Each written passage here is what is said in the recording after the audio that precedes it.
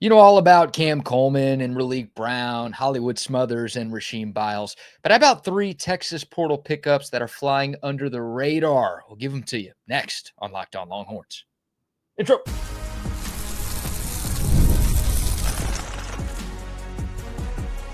You are Locked On Longhorns, your daily podcast on the Texas Longhorns. Part of the Locked On Podcast Network, your team every day.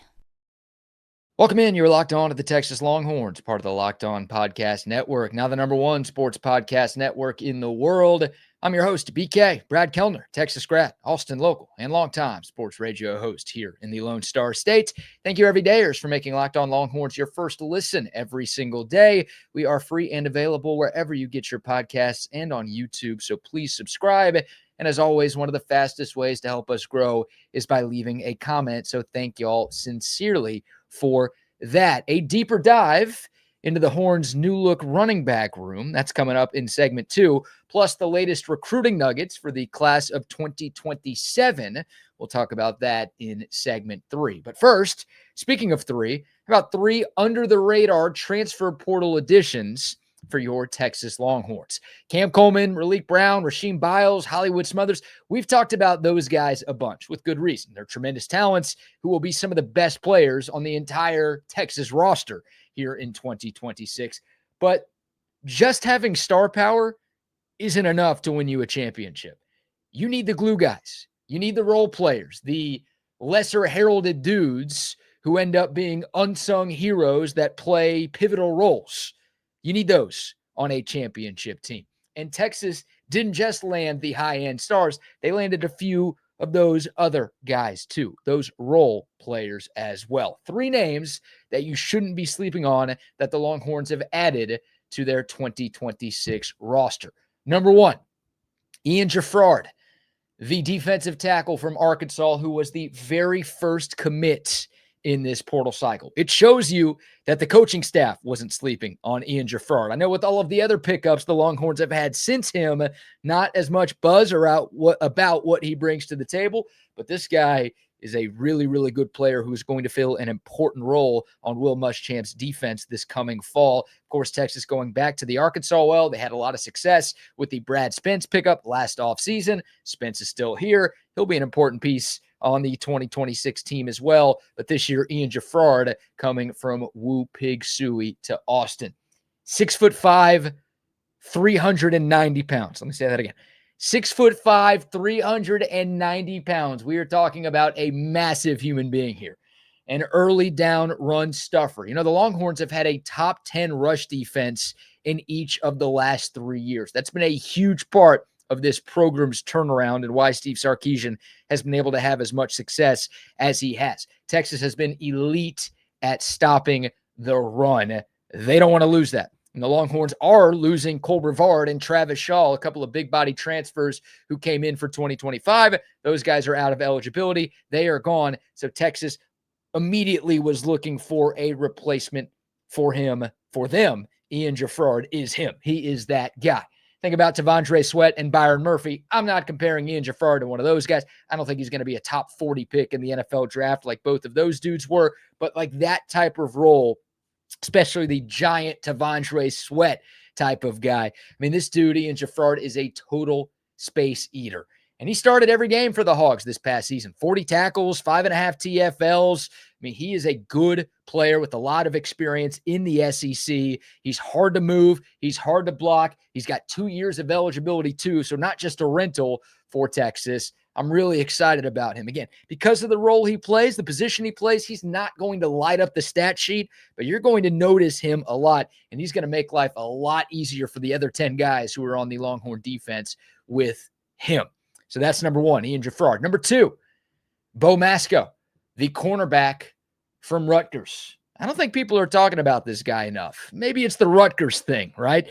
This guy was the 5th highest rated cornerback in the transfer portal, according to On3. And you would think because of that, people would be talking about him in a similar light to some of those stars that we discussed earlier. That's just not happening. It feels like the people who are talking about Bo Mascoe are saying, yeah, like he'll come in here and compete for some playing time. Like he might be a part of the Texas secondary rotation this year.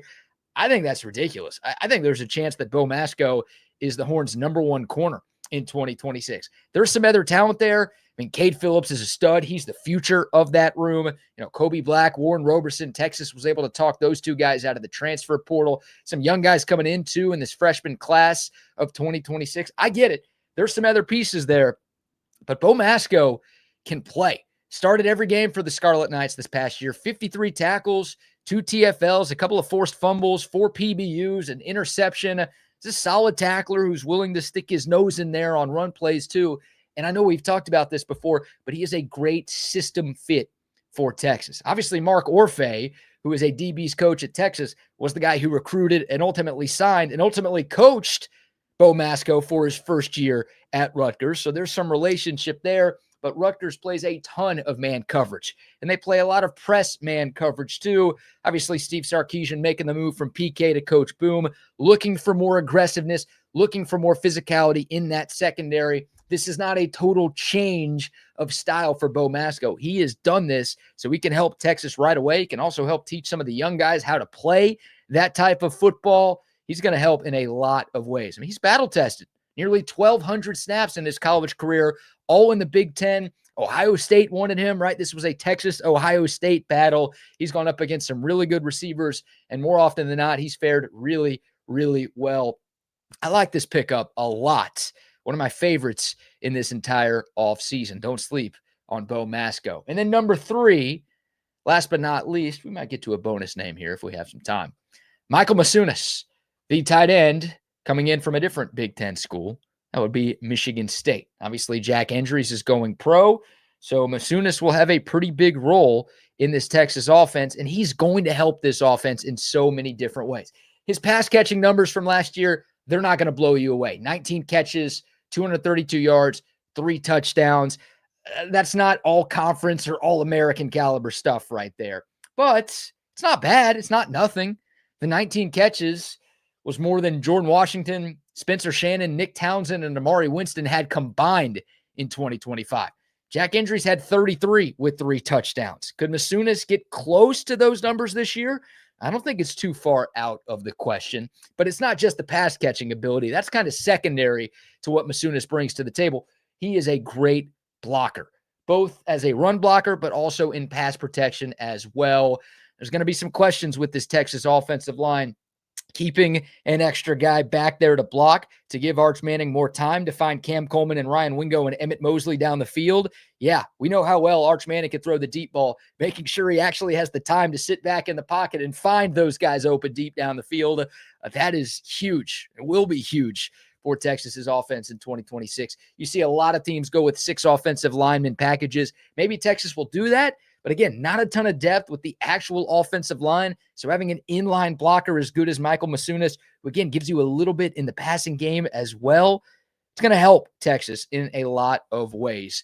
421 snaps for Masunas at Michigan State this past year. He lined up in line on 375 of those snaps. He could play next to Trevor Gooseby on the left side. He could play next to Melvin Siani on the right side. Wherever you put him, again, can block for the run, can also help in pass pro too, and he's a good enough athlete to help through the air. Nick Townsend, I think, has the highest ceiling of anybody in that Texas tight end room right now, but Michael Masunas raises the floor of that group a whole heck of a lot.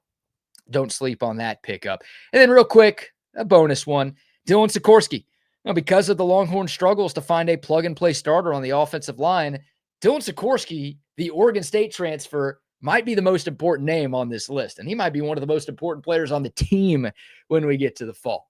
Started 6 games for the Beavers this past year, more than 440 snaps. Some of the stats look good. I'm a little concerned that he wasn't a full-time starter on a 2-10 homeless Oregon State team, but only gave up 1 sack, only gave up 4 pressures this past year.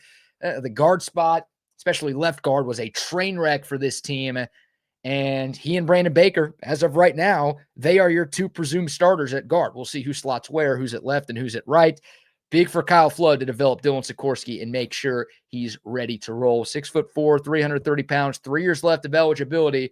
So a guy who might start from day one here in Austin, but a guy who could be a big part of things for the next few years too.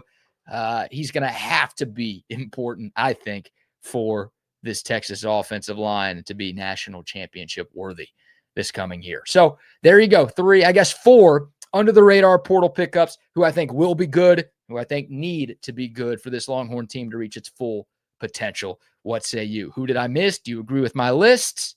Comment below with your thoughts. All right, let's shift gears here. I want to talk about the running back room a little bit. Some strengths, some weaknesses, and realistic expectations for what this Longhorn run game could be in 2026. It's next on Locked On Longhorns.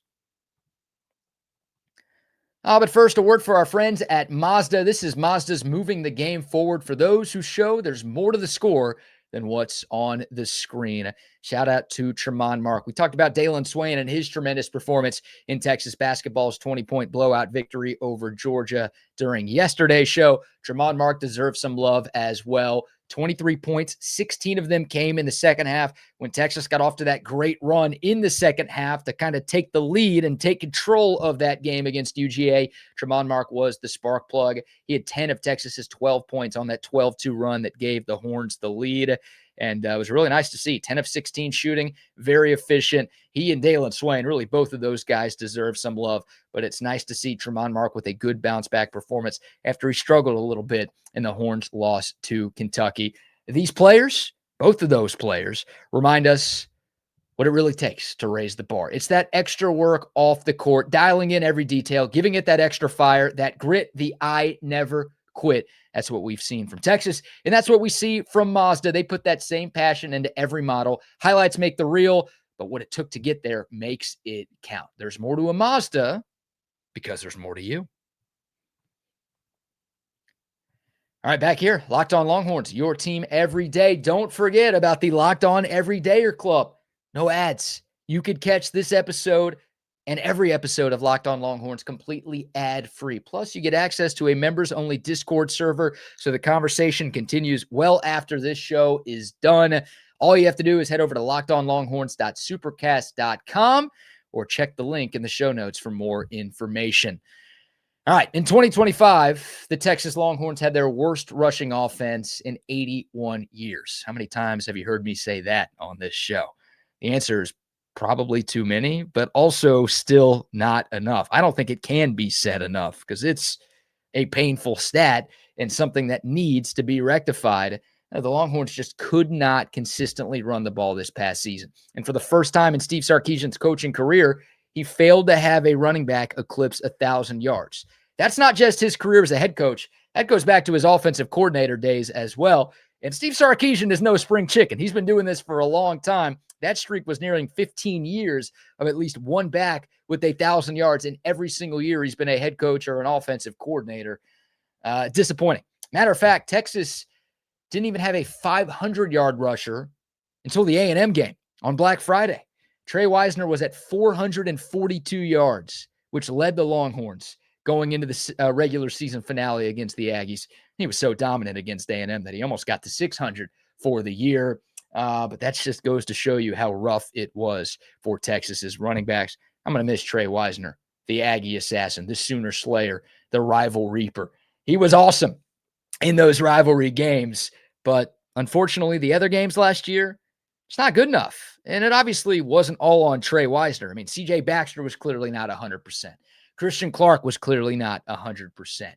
Jarrett Gibson left midway through the season, so you didn't get much out of him. And, the offensive line was an unmitigated disaster. Can't forget about that. They're not absolved from any of the blame for why the run game was just a total failure in 2025, for lack of a better word. That's all in the past. We're in 2026, so we're on to 2026. And it's obvious that Steve Sarkisian wanted to completely revamp and revitalize his running back room after the run game atrocity that we all just witnessed. Texas went big game hunting. They tried for the ultimate prize fish, but unfortunately, Florida didn't let Jaden Ball leave the swamp. So that was a letdown. And after Jabbar Jaluk was brought to Austin, Longhorn Nation felt like there was a good chance that Jaden Ball was going to follow. It didn't happen. And at the time, we weren't really sure what plan B was going to be. It felt like so many of us had put all of our eggs into the Jaden Ball basket. He sticks around at Florida, and it's like, well, what are we going to do now? Trey Wisner's already gone. C.J. Baxter's already gone. Jarrett Gibson's gone. what's the plan? Well, Texas had a really good plan B. Raleek Brown and Hollywood Smothers, two of the top 5 tailbacks in this entire portal cycle. One of those guys would have been good. Both of them, crazy. Add in the fact that Texas flipped Smothers from Alabama to get him to sign with the Horns. That's crazier and even cooler. Now, this segment isn't just talking about those two and what they bring to the table. This is going to be more about what the Texas running backs can do in 2026 that they couldn't in 2025. And also a question that I still have with that group, even with those 2 pickups, even with Derek Cooper, the blue chip high school recruit coming in from the state of Florida. One question, but we'll start with the good. The biggest upgrade, where we will notice the biggest difference in the Texas backfield from last year to this year, the home run ability. I mean, Texas didn't have that in 2025. There was none of that. There weren't too many big holes for the running backs to break off big runs. I understand, but they were there occasionally. The big runs just didn't follow. Like there were times where Wisner or Baxter would find a crease and it looked like they were going to be off to the races, but they'd get caught from behind pretty easily. They just couldn't turn, 6-yard gains into 26-yard gains. Like the explosive runs for Texas, vegan level. I want Taco Bell level of explosive runs, if you catch my drift. Hopefully I could say that. Hopefully I don't get in trouble for that. But y'all know what I mean. That's what I'm looking for more of this year. I mean, Texas running backs had a combined 9 rushing attempts that went for 15 or more yards for the entire 2025 season. That is a dismal number for what we've come to expect from Texas running backs. I mean, think about all of the legendary tailbacks who have come here. 9 15-yard or more runs in a single season. Terrible. Hollywood Smothers at NC State, he had 14 on his own. Raleek Brown, 16 on his own at Arizona State. The duo of Brown and Smothers racked up 101 missed tackles last season. There is breakaway ability and big play potential with those two talents that Texas did not possess this past year. Again, big play ability, broken tackle ability, turning nothing into something ability, all real stats, I think. I mean, stock way up on all of those things for Texas. 4-yard gains will turn into 8-yard gains. They could break a tackle, turn an 8-yard gain into a 38-yard gain. So much more speed, so much more broken tackles. It's going to help a lot with this running game, not only with the big-time plays, but also with consistency as well. And those huge runs can be backbreakers for opposing defenses. So that's the strength. My biggest question with the Texas running back room, I'll even call it a concern right now, it's the size. Like going into last year, I thought Texas had enough size at running back. Turns out that wasn't the case. But like CJ Baxter was nearing 230 pounds. Jarrett Gibson was nicknamed the baby rhino. It felt like one, if not both of those guys, were going to be great short yardage backs for Texas. Again, it didn't happen that way at all, but you had some size in that room. Raleek Brown, 5'9", 195. Hollywood Smothers, 5'11", 195. Not quite thunder and lightning in terms of stature. Again, both of those guys can break tackles, and they've proven the ability to run between the tackles.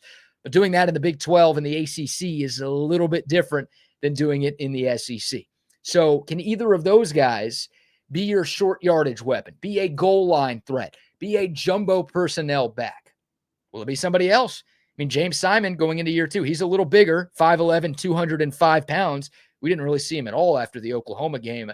Will the staff trust him more in 2026? Can he be the guy to fill that role? What about Derek Cooper, the aforementioned blue chip freshman, 6'1", 205 pounds, a little bit bigger than everybody else we've talked about. Not Derrick Henry or anything close to that, but again, bigger than the others. Can he be that guy? Will they entrust him with that responsibility as a diaper dandy? I don't know. I don't know what Jabbar Jalouk's all about. I don't know how Sark is going to handle it. You've got Jet Walker, the other freshman signee. You've got Michael Terry III, who's 215 pounds. Do they experiment with him a little bit more? Obviously shifted from wide receiver to running back late last season and into bowl practices. We saw him get 1 carry against Michigan. Is he the answer for that short yardage back? I don't know. They have choices, but there's no obvious answer for who that dude is going to be. Last year, the Longhorns had 6 total rushing touchdowns from its running backs. That includes the bowl game, by the way. It was 5 during the regular season. Christian Clark had 1 against the Wolverines. That is so unbelievably bad I mean, that'd be embarrassing at UTSA, but at Texas, sorry about that, Roadrunners. You're catching strays today. Trey Wisner had 3, Christian Clark 2, Jared Gibson 1. That was it. Unfortunately, I couldn't find a running back touchdown stat like separated by position.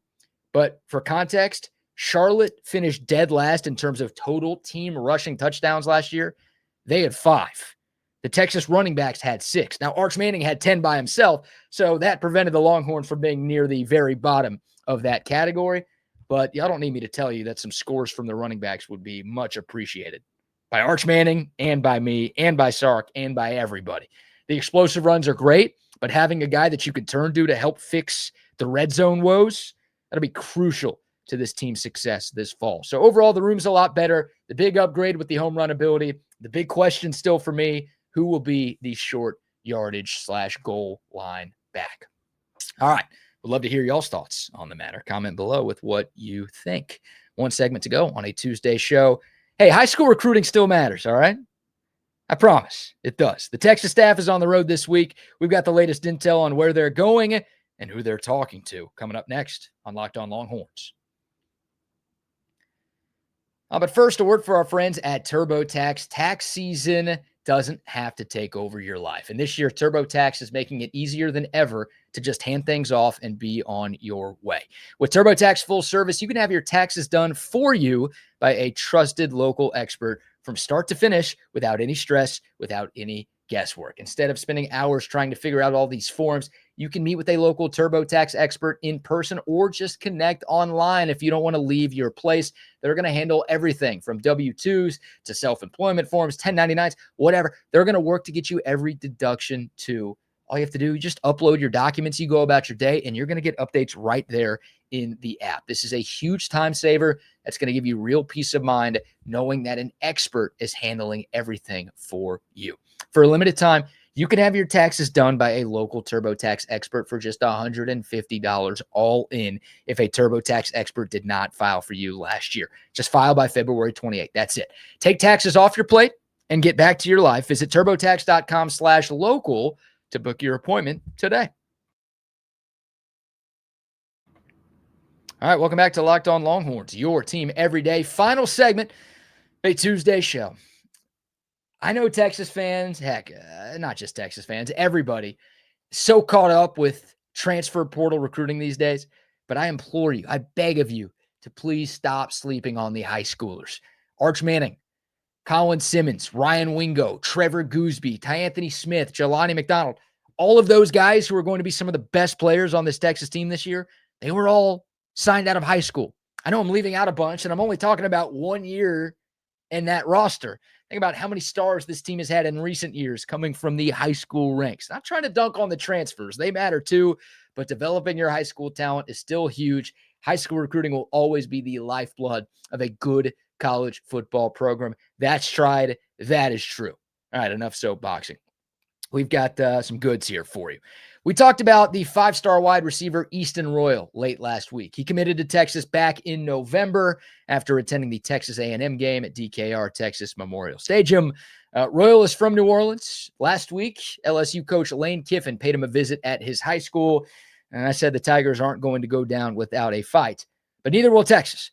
And the Longhorns hosted Royal on a visit this past weekend, despite the crazy cold weather that we had here in the ATX. Easton Royal came to town, and he spent a bunch of time with Steve Sarkisian, with Chris Jackson, with A.J. Milwee. He also was at the basketball game. Shout out to the Texas basketball team for taking care of Georgia, and shout out to Longhorn fans for bringing it on Saturday. Great atmosphere despite that crazy winter weather. But by all accounts, it was a really, really good visit for Easton Royal. He also spent some time with true freshman defensive back Hayward Howard Jr., who was a part of this class of 2026. Those guys and a few other Longhorns grabbed dinner on Saturday night, and that's something that matters to Easton Royal. He wants to build relationships with the younger players on this team who are going to be on this team when he gets to college, right? Arch Manning, probably not. This will be his last year more than likely. He'll be off to the NFL.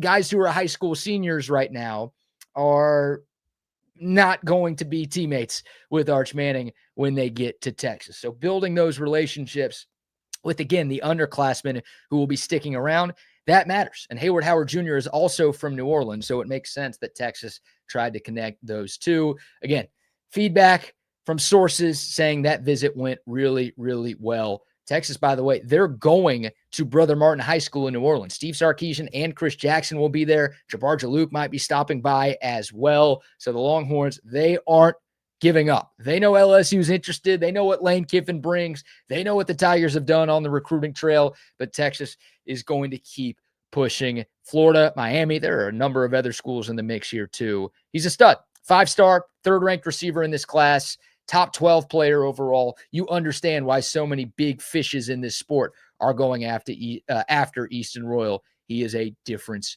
maker. All right, how about this? A recent offer. You want to feel old here? Earlier this month, the Longhorns offered Julian Cromartie, a wide receiver. Yes, that Cromartie. Julian is the son of former NFL cornerback Antonio Cromartie, who has 14 kids by last count. Maybe it's changed in between the time I've recorded this episode and the time that y'all are tuning into this episode. 14 kids. I assume this won't be the only time we are talking about a Cromartie recruit here on Locked On Longhorns.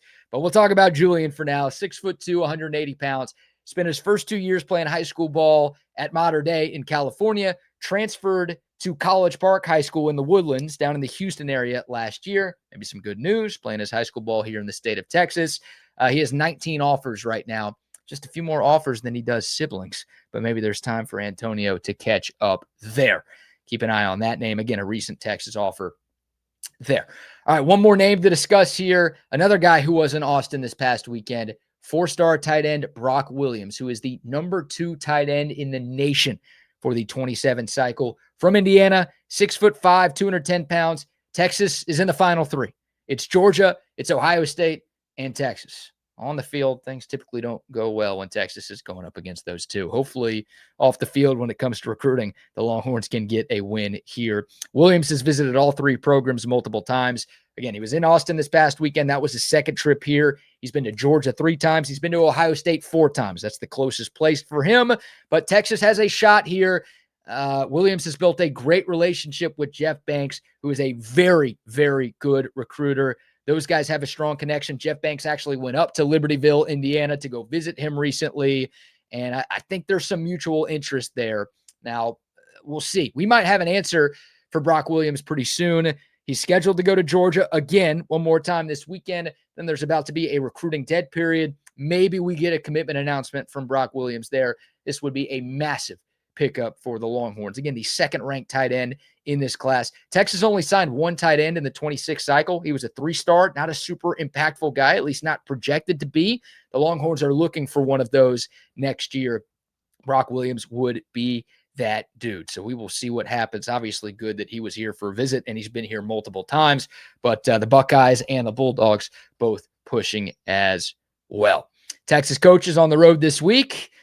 Oklahoma, Louisiana, obviously schools all over the state of Texas. We will have more news for the 27 recruits throughout the course of this week. But that'll do it for this episode. If you made it this far, number 1, God bless you. Number 2, please remember to like, subscribe, share, rate 5 stars, leave a comment, all of those great things. Can't thank you all enough for your continued support of Locked On Longhorns. For your next listen, check out Locked On SEC. You want the latest and greatest happening around the entire Southeastern Conference? My man Chris Gordy has you covered. You can find Locked On SEC on YouTube or wherever you listen to your podcast. More Texas football conversation, more portal talk, more recruiting talk, more Texas basketball preview as well coming up on tomorrow's show, but that will do it for this one. Thanks so much for tuning in. Until next time, horns up, mic's off. We'll see y'all soon. This is Locked On Longhorns.